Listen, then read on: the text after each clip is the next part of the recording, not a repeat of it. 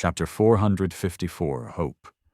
The fifth level of the Ebony Tower had almost killed Sunny. It was completely empty, its black walls drowning in darkness and unadorned. There was no dust, no ruined pieces of furniture, tools, or strange metal devices. Not even lanterns. There were, however, countless runes carved into the walls themselves. And almost all of those runes were of the kind that radiated a sickening, dire sensation that made one feel as though their mind was breaking apart.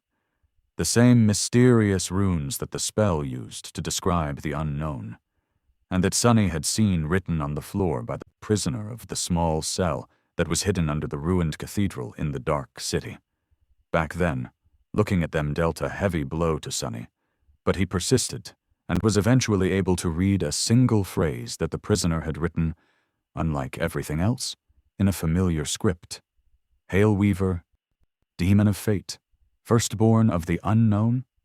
On the second-to-last level of the Ebony Tower, however, there were much more of the terrible runes, and most of them seemed far more intense, far more powerful. When Sunny had first set foot into the dark hall, he yelped and jumped back, then rolled down the spiraling stairs all the way back to the shrine of the Storm God. Good thing his bones were now much more hardy. Eventually, however, he had returned to the Hall of Runes. Sunny knew that looking at the vile writings could destroy his sanity, maybe even outright kill him, so he had done so with his eyes closed and while leaving the shadows behind, so that they, too, could not see the ancient walls. Even then, he felt a terrible pressure constantly assaulting his mind. He was not going to leave without learning at least something from this chamber of secrets. Where else would he ever be able to study writing left behind by an actual demon? So he tried to limit the scope of what he saw and glance at the obsidian walls, one little section at a time. The experience was nothing short of horrid, but at least tolerable. And only when Sunny summoned Weaver's mask was he able to look at the portions of the hall without feeling like passing out or falling down in a fit of convulsions. The forbidden runes turned less dreadful, but did not give up their secrets. He didn't know their language, after all. The spell, too, either refused or failed to translate them. His exploration, however, was not for naught. Because while slowly moving around the dark hall, he discovered something extremely valuable. It was a map, or rather a strange semblance of one. Both the runes and the images constituting the map were cut into the stone, their lines smooth and deep. Sunny did not know what tool the Prince of the Underworld had wielded to leave these markings behind, but imagined him simply using his nail to cut into the indestructible stone that even divine fire couldn't destroy. At the center of the map, jagged mountains were depicted, shrouded by mist. Directly south of them, an island with a familiar silhouette of a graceful pagoda floated above flames. Even further south, separated from the mountains by a vast emptiness, was a mighty castle. Far to the west, a snowy peak stood near a fuming volcano, and nestled between them was an arched bridge. To the southwest, a strange ship floated on ghostly waves. Southeast of the mountains, divided from them by a long stretch of nothingness, a perfectly symmetrical pyramid was cut into the obsidian wall. And lastly, to the north, further away than any other image, above all of them, was a familiar shape. A fearsome mask stared at Sunny, crowned with 3 horns. Weaver's mask. The map was strange, however, because the areas she depicted seemed disconnected somehow. There were no borders, no terrain, no measure of distance between them.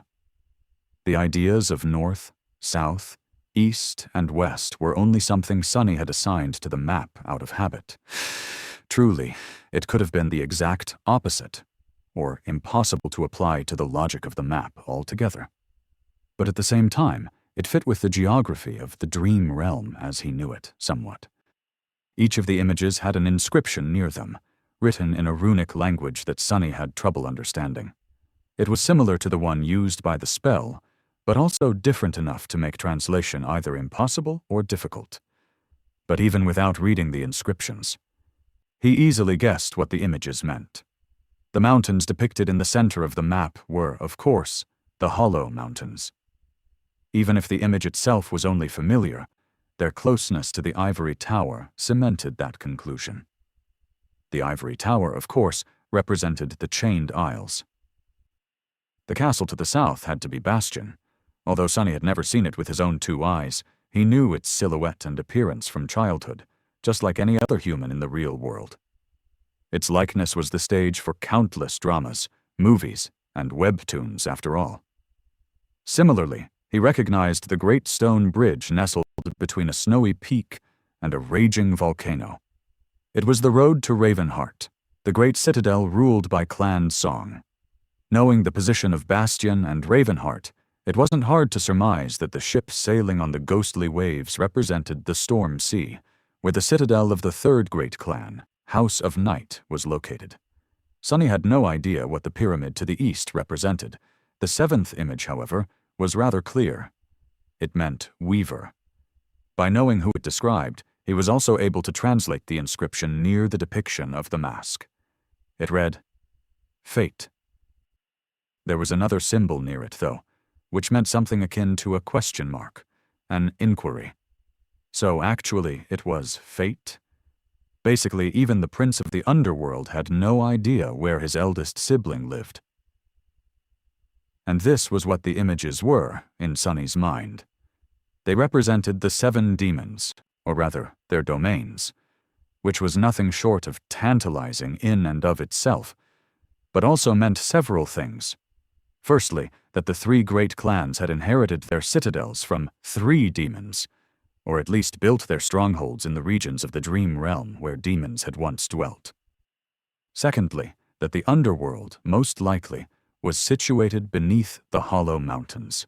This death zone was the very dark and cavernous domain to which the Prince of the Underworld had retreated after his conflict with the goddess of the black skies.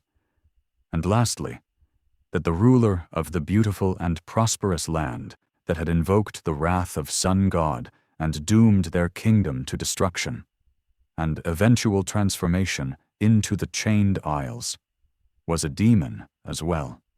Coincidentally, the inscription cut into the stone near the image of the Ivory Tower was the only one after that of Weavers that Sonny was able to translate, since the runes closely resembled those usually used by the spell. It was desire. The other meaning of the runes, however, was hope. The Ivory Tower had once belonged to the Demon of Hope.